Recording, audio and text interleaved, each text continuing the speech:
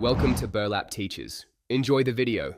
You start by confirming the essentials, your console account credentials, and the EA account you'll link. Once done, install or update the EA app on PC and sign in with the same EA/origin email. Make sure you enable two-factor authentication for account security. Next, open account settings in the EA app and check for an existing link to your console platform.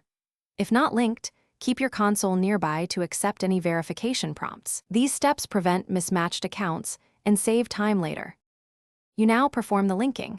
Go to EA account settings on PC and find connections or accounts. Choose the console platform you used and click Authorize. You'll be redirected to sign into the console provider. Make sure to approve permissions and confirm the link.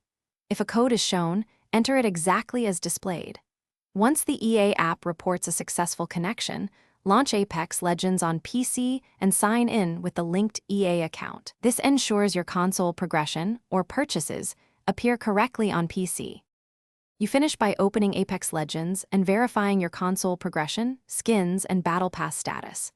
If items are missing, make sure you launch the game with the same linked EA account and wait up to 24 hours for sync. If problems persist, clear the EA app cache, sign out and in again, or reinstall the client. These steps fix token or cache issues.